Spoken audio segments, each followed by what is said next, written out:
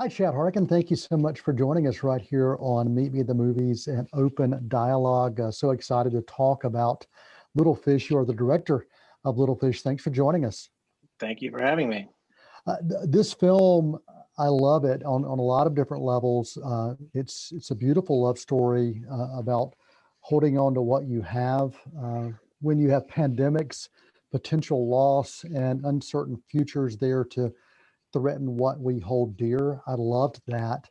The casting and the characters, I thought that Olivia Cook and Jack O'Donnell were wonderful as Jude and Emma. They were real and engaging. Love that relationship.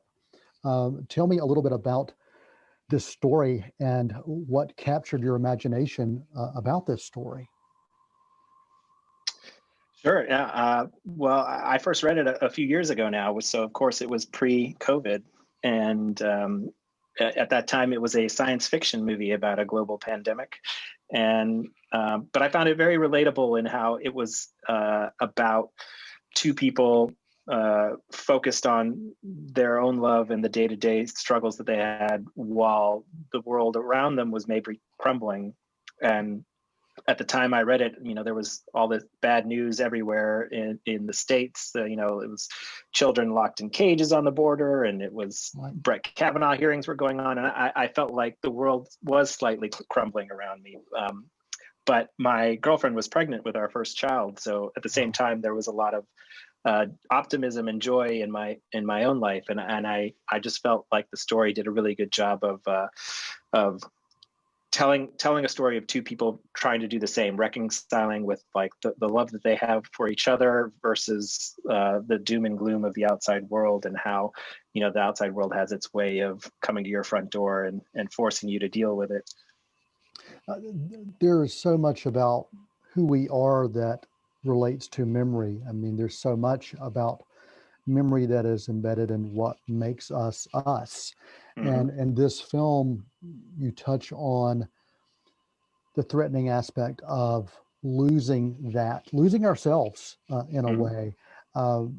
Memory played a huge part of this, as did music and within the story and the soundtrack. Talk about those two things, if you would, first, and then I want to talk about the cinematography. Sure. Yeah. I mean, well, music for me personally is probably the number one driving factor of my nostalgia and my memories. And, it can tie almost all of my favorite memories to whatever music was present at the time. So I wasn't like, that was written into the script that one of the characters was a musician and music was going to play a part of the story that way.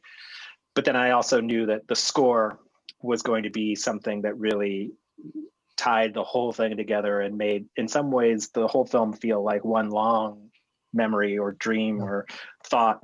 And I've worked with the same composer for all my films and knew that he would, bring the goods, which he did. Yeah, absolutely. And you're talking about that kind of that one thread, that one voice, and seeing this narrative play out through Emma's voice, I thought was marvelous.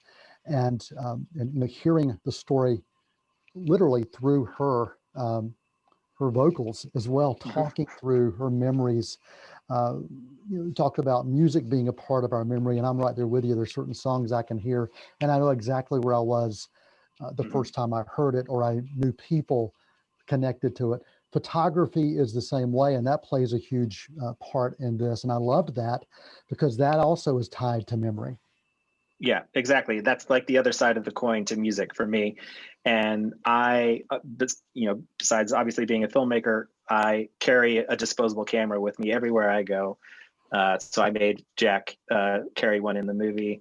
And I just love photography, and also especially film photography, where you have the roll and you take whatever pictures you take, and maybe a week or two later you get them developed and are reminded of what they even were in the first place. And just that pleasant feeling is something that I cherish, and so I was very happy to include it in this as well.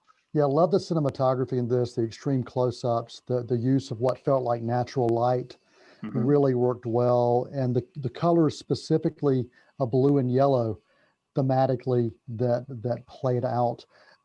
if you could talk about the editing with the montages and the cinematography before we wrap up, if you could. Sure. Yeah. Also done by two really close friends. I've used the same cinematographer in all my films, and we went to film school together in North Carolina. I hear you're in North Carolina. Absolutely, absolutely. Yeah. We went to North Carolina School of the Arts together, and yeah, we're just on the same page about everything. And we talked very early on about color and how blue was going to sort of just be a default color for them based on the locations that we were going to be in, and all of the imagery surrounding water.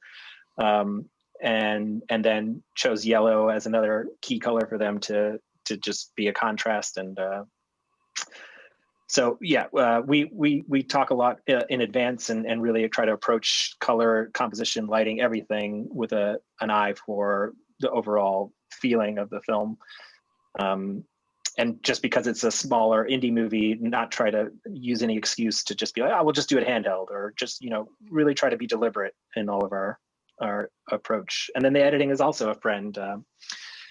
So I'm lucky enough to get to work with people that I've known for a long time and can be very efficient with, and it helps that we all kind of see the same movie from the beginning. Absolutely love the use of montage, and that works so well. And how long was the shoot, by the way? It was 28 days. Wow, wow. And did you shoot it during this past year? It was in 2019, Okay. March and April of 2019. Wow, wow, Yeah. wow. So it was we finished it in February, and we're set to put it out right when the pandemic hit, and then had to sit on it for a while. Wow. Wow. Well, thanks for your time. Really appreciate it. I'm really glad I got a chance to check this out. A quote that stuck with me as soon as I heard it, I wrote it down. Life goes forwards, not backwards. That just stuck with me. And even though that's true, there's so much behind us that is part of who we are. And Yeah. Chad Hartigan, really appreciate you taking time to talk with us about the film Little Fish.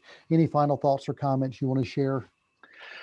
Yeah, I mean, it's a strange time to be releasing a movie about a global pandemic, or at least with a global pandemic backdrop, I should say, because it's not really about that.